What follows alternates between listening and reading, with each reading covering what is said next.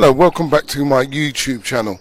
Today we're going to talk about careers, believe it or not, young people and careers.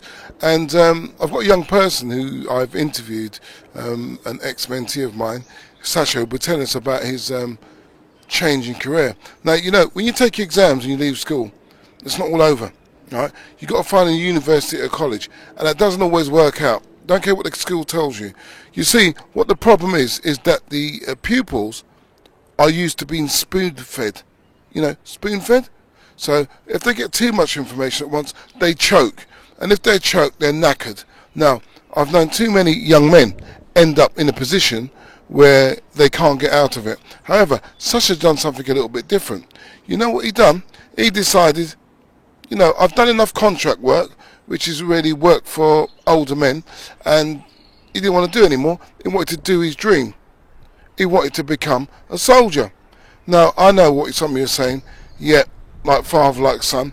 Clearly he's not my son, but he's made me proud. Now, he's just done his 7 weeks basic training, and he's got another 7 weeks, and he'll be going back in a couple of days' time to see if he can, you know, finish that. Once he's finished that, he's then a professional soldier. Because I don't know if a lot of you know, and I suppose a lot of you don't, no matter what trade you do in the army, a cook, a bottle washer, you know, anything, you have to be a soldier. Even a dentist, you got to be a soldier first, because there are positions that you'll get put in, and guess what? You've got to find yourself out of it. It's no easy position. A soldier is a trained infantryman, and he will deal with just about any situation. And sometimes in his life, he's got to be called upon to say, you know what, here it comes. This is what I'm doing. Now, it's interesting because I had an excellent, exemplary career in the army, which is really good. I've been fired at, I've been mortared, I've been shot at, lots of things which you think at the moment isn't exciting, but believe me, when you're on the job, you get excited by it and you do it properly, because you're with a team of men that do things in the right way. In fact, there's no rank structure in the army. There is one, formally, but unfortunately there's not. They'll listen to the younger soldier, basically telling them what to do. However, I found that it's not the same out here in Civvy Street. It's different, and you're going to have to adjust. But anyway, that's just me whinging. Anyway, without further ado, I'm going to put you over to Sasha, and I wish him the best in the rest of his 7-week training. Thank you. Bye. We're going to talk to you today about what it's like to get into the army, the training phase of the army. What do you think about the first 4 weeks? Well, first 4 weeks, the first week, I'm not going to lie, Yeah. all I could think was I've made a huge mistake. Like, just because it was so different from everything I'm used to doing, usually. Like, I was used to, because when I left here I didn't really do much, just a little bit of contract work on the computer and stuff. So, I was not ready for anything that, like, they had in store for me. So all I could think was that I wanted to go home. Like, I didn't want to do it. I'd do something else. But for the first 4 weeks, you're not allowed to leave. You have to do the first 4 weeks just to see if you like it or not. Like, it's hard as well because of the physical side of it. The first 4 weeks, the physical side wasn't too bad because they were sweetening the pot a little bit, ramping it up, you know, bit by bit. But then week 5, that's Hell Week. We go on first nights, first exercise, and we had to tab tactical advance to battle all the way there. So that's wearing all your equipment with your rifle, all your ammunition, and when I say all your equipment, I mean everything, like enough rations to keep you going for 48 hours, all your sleeping bag, all your spare clothes, everything like that. Running 3 miles with that and your rifle is just a killer. Like, first time I did it I thought I was going to die, I'm not going to lie. But you get through it, and at the end you're like, you feel like you can do anything. Yeah. You're like, what? Oh, I can't believe I just did that. Like, but yeah, that's about it. Yeah. What about when you decided that you wanted to be a soldier? In fact, let's go back before then. When you left school, what exam results did you get? My exam results weren't bad. They were pretty good GCSEs, but I didn't do any homework or anything like that. So the ones that were relying on coursework, like geography, for example, I got an E, even though in all the mocks I got like A's and A stars and stuff, just because I didn't do any coursework, and it was like 80% of the grade or whatever. So I got an E for that, and I think I failed religious, which I must be like the only student in Norwood who's ever failed religious or something. But yeah, that was just because I didn't bother. I made a bet with my friend that I could get a C or above only doing one exam out of 2 of them.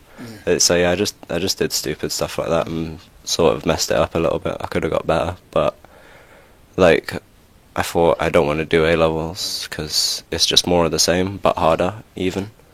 And then I thought after A-levels the only thing you can do really is uni, and that's just like A-levels but even harder than that. And then I thought that's 6 years or whatever of my life gone if I do that. Which some people do it and it's good for them. I got no problems with that, but I thought I could just join the army instead. Like I'd always wanted to do it sort of, but it was just in the back of my mind. Like I didn't really think it was like a reality. What was the initial stage when you decided, right, we're going to go, we're going to sign up? What was that like? Well, I told my mum and she was totally against it, but I just did it anyway because I was old enough to at that point. I was 18. So if I'd been 16 or 17, I would have needed her permission, which you hear a lot of stories now about in my camp about people who had to wait because their mums and dads were like, nah, you're not going to be a soldier. But so yeah, it wasn't. I didn't really think much of it, to be honest. It wasn't like a huge step for me. But when I went for selection, and they told me, oh yeah, I got a B out of like A, B, C. I got a B in selection. So then they told me with my GCSEs or whatever and the B grade, I could do any job in the army I wanted except for military police, which no one wants to do anyway. He wants to be a police. That's what I'm saying. Not many people. So yeah, so that when they said that, it kind of hit me. Like I was like, oh crap, I could actually like make a decent career out and stuff out of this and everything. I mean, the army is a good career. When you do your next 7 weeks and you're going to do trade, what trade have you chosen?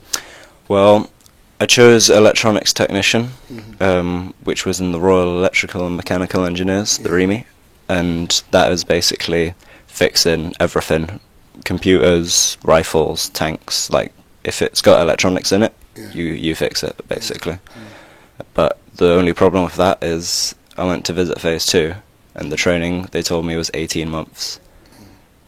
So I said screw that, and I went to my troop commander straight away and said I either want to do intelligence corps as an intelligence operative or I want to do ammunition technician in the RLC, which is like the Hurt Locker, if you've ever seen it, you know, defusing bombs and stuff like that, wearing the suit. The dangerous stuff. You know, the stuff that's not front line but could still get you killed and stuff. It's the stuff that nobody wants to do.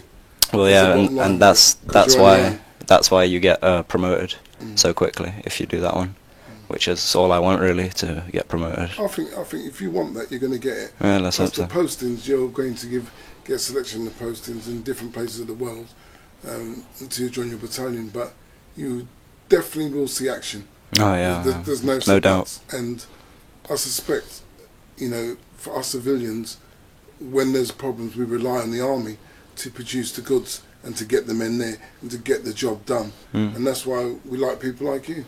Well, you will do it. Well, the thing about ammunition tech is, even if it's not a war or anything, it's sort of like being a medic, because even if I'm not shooting at the enemy and stuff, I'm defusing landmines or IEDs, which is the biggest killer of personnel out in Afghan and Iraq. So even if I never see combat once, which I doubt will happen, but even if I never do, I'll still have saved lives over my career if I do what I'm trained to do.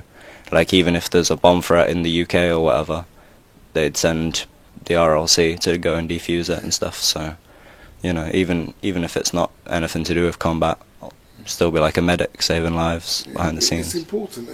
It's important in many ways because like we're still digging up World War II bombs. Oh yeah. There's a massive one in the Thames, wasn't there? Yeah, and it's shocking for the people that have to do it. It's shocking for the people around it.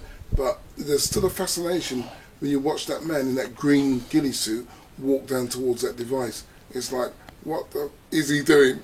Yeah, well, to be honest, I wouldn't want to do that, let's face it. I think mainly they use the robot these days. It's just a remote-controlled robot, and you get permission to use that once you're a corporal, full screw. And I think you're only allowed to put on the suit even once you become a sergeant. So if that ever does happen, it'll be 8, 9 years down the line, or whatever, and hopefully I'll be well experienced by then. But yeah, I don't think just anyone puts on the suit and go on laddie, defuse that. There's a lot of dead people about. Hi, yes, you're right. Anyway, Sash, absolutely fantastic. You've managed to not only achieve your ambition, you're still in your training, and we wish you well on what you're doing. Just think of one thing. You know, what I remember from the army was that you've got to remember you're the best of the best. And if anyone can do it, that means you can do it. Be the best. So just go and be the best. Thank you, sir.